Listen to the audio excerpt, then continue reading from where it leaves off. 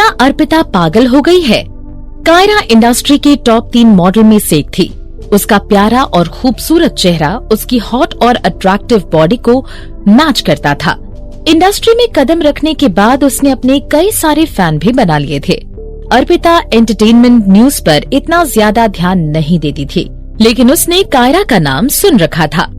Tata technologies को अपनी publicity करने के लिए कायरा सबसे परफेक्ट इंसान लगती है। उसकी मैनेजर की डिटेल यहाँ लिखी हुई है। तुम्हें उनसे बात करके इस डील को कम से कम समय में पक्का करना होगा। और कुछ पूछना है तुम्हें? रश्मि को समझाते हुए पूछने लगी। अर्पिता ने इस बारे में इतना नहीं सोचा और उसे अपना काम समझकर अपना लिया। अपना सिर हिलाते हुए वो कहने लगी, मैं इस डील को जल्द से जल्द पक्की करने की कोशिश करूंगी। थैंक यू, तुम बहुत मेहनत कर रही हो, रश्मि ने अर्पिता से कहा और वो लौटकर अपनी सीट पर चली गई। पहले जब अर्पिता ने नाम बाहर जोर से कहा था तो सब लोग सावधान हो गए थे। अरे पूरा ऑफिस अचानक से शांत हो गया था। हर इंसान अपना सिर झुकाकर अपने काम पर ध्यान देने की कोशिश कर रहा था, जैसे कि कुछ हुआ ही ना हो। अर्पिता भी बैठकर रश्मि द्वारा दिए गए डॉक्यूमेंट को पढ़ने लगी। उसे ध्यान आया कि उन डॉक्यूमेंट्स में कायरा के बारे में कम से कम इन्फॉर्मेशन थी और उनकी मैनेजर के बारे में सबसे ज्यादा। वो अपना कंप्यूटर खोलकर कुछ सर्च करने लगी। वो भी कंप्यूटर पर कुछ क्लिक करने ही वाली थी कि उसने देखा उसका कप खाली है। कप को उठाकर वो ऑफिस पेंट्री की ओर जाने लगी। क्या तुम्हें नहीं लगता अर्पिता पागल हो गई है? उसने इस तरह का काम एक्सेप्ट करने की हिम्मत की है? इससे पहले कि अर्पिता पेंट्री पहुंच पाती, उसे अंदर से लोगों के कुछ बोलने की आवाज आने लगी। जब मैंने सुपरवाइजर रश्मि को उसे वो डॉक्यूमेंट देते हुए देखा, मैंने ये भी नोटिस किया कि सुपरवाइजर रश्मि मुस्कुरा रही थी। वो जरूर मन ही मन खुश हो रही होगी कि उन्हें अब इस मुसीबत का सामना नहीं करना होगा। तुम इतना गलत क्यों सोच रही हो? अर्पिता बहुत कॉन्फिडेंट लग रही थी। जरूर उसके पास इस बात का कोई ना कोई सोल्यूशन होगा। बिल्कुल नहीं। तुम्हें पता है ना हम किसके बारे में बात कर रहे हैं? कायरा। वो भले ही इंडस्ट्री में नहीं है, लेकिन पूरी इंडस्ट्री उसके नखरों से वाकिफ है। उसको किसी पब्लिसिटी डील के लिए पूछने से बेहतर है कि हम अपने लिए अपनी कब्र खोद लें। ये बात तो सच है। अर्पिता दरवाजे के पास खड़े खड़े सोच में पड़ गई। उसे तब समझ आया क्यों वो सब लोग उसे अजीब तरीके से देख रहे थे जब उसने कायरा का नाम जोर से पुकारा था। उसने अपने हाथ में पकड़े हुए कप पर अपनी पकड़ मजबूत की। पैंट्री में जाने की बजाय वो सीधा अपने डेस्क पर जाकर बैठ गई और एक एक करके इंटरनेट पर कायरा के बारे में दी गई हर इन्फॉर्मेशन पढ़ने लगी। जल्दी अर्पिता को समझ आया कि उसने कायरा को बहुत अंडर एस्टिमेट किया है। वो अपने फैंस में हद से ज्यादा पॉपुलर थी। उसे एयरपोर्ट पर आने से लेकर उसके किसी इवेंट में उसके फैंस का हमेशा जमावड़ा लगा रहता। इस तरह की पॉपुलैरिटी से वो इंडस्ट्री की नंबर 1 मॉडल में से एक थी। शुरू में अर्पिता ने इस बारे में ज्यादा कुछ नहीं सोचा था।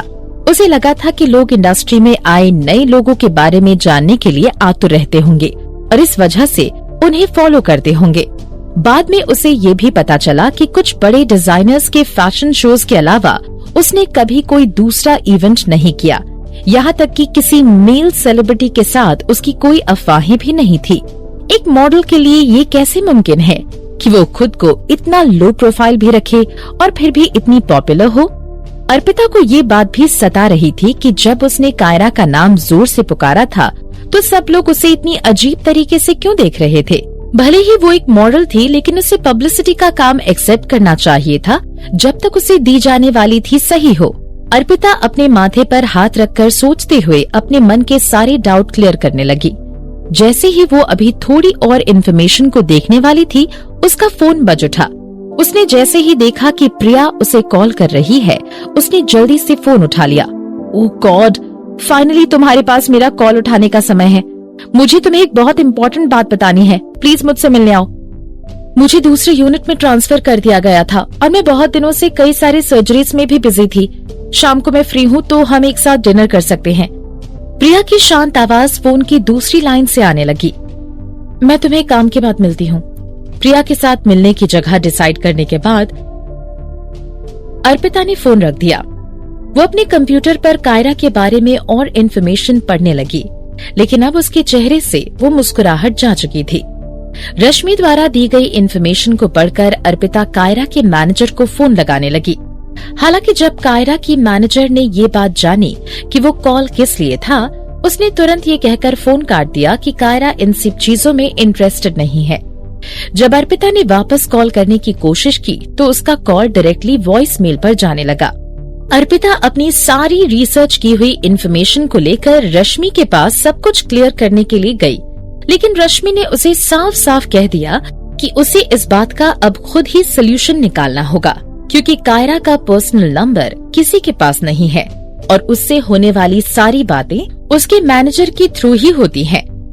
ऑफिस से जाने का समय हो चुका था, लेकिन अर्पिता अब भी अपनी डेस्क पर किसी सोच में बैठी हुई थी। तुम्हें घर नहीं जाना अर्पिता? वहाँ से गुजर रही एक कलीग अर्पिता से पूछने लगी। ये सुनकर अर्पिता को जल्दी समझ आया कि प्रिया से मिलने का समय हो रहा था। उसने अपना बैग उठाया, अपनी कलीग्स को बाय बोलते हुए जल्दी में मित्तल कॉर्पोरेशन की बिल्डिंग से निकल गई। उसने एक टैक्सी को रुकवाया और उसे एक छोटे से रेस्टोरेंट का एड्रेस देते हुए वहाँ चलने के लिए कहने लगी। प्रिया। अर्पिता जैसे ही कार से नीचे उतरी, वो रेस्टोरेंट के एंट्रेंस के सामने खड़ी प्रिया की ओर दौड़कर जाने लगी। उसने प्रिया को जोरों से गले लगा लिया और उसे गाल पर किस कर दिया और फिर कहने लगी, मैंने तुम्हें बहुत मिस किया। मैंने तुम्हें कितनी बार कॉल भी लगाने की कोशिश की, फिर भी तुमने एक बार भी मेरा कॉल नहीं उठाया। कितनी पत्थर दिल हो गई हो तुम। अर्पिता के इतने उत्साही और एक्साइटेड रिएक्शन की जगह प्रिया का रिएक्शन काफी सिंपल और शांत था। अर्पिता की किस करने के बाद वो अपने बैग से एक टिश्यू पेपर निकालते हुए अपने चेहरे को पोंछने लगी। इंसान के सलाइवा में करीब करीब 600 तरीके के बैक्टीरिया होते हैं जो दूसरे लोगों को बीमार भी कर सकते हैं। अर्पिता शांत खड़ी थी, लेकिन वो प्रिया की इस बकबक को सुनने भी नहीं वाली थी। प्रिया अपने डॉक्टरी पेशे में इतनी खो जाती थी कि वो सामने वाले इंसान को बोर करके रख देती थी। ये तो बस अर्पिता की अच्छी सहन शक्ति का कमाल था कि प्रिया के आसपास इतनी देर तक रह लेती थी। अब हम अंदर चलकर कुछ खाएं? अर्पिता ने प्रिया को बोलते हुए बीच में रोका और उसे अंदर जाने के लिए कहने लगी। वो जगह प्रिया ने सिलेक्ट की थी। वो रेस्टोरेंट इतना बड़ा नहीं था, लेकिन शांत और सिंपल था। उसका डेकोरेशन भी काफी सटल था, बिल्कुल प्रिया के स्टाइल की तरह। हॉस्पिटल के बाहर वो काफी शांत रहती थी। कभी कभी तो वो दोनों जब एक साथ होती तो प्रिया मुश्किल से एक शब्द अपने मुंह से निकालती थी।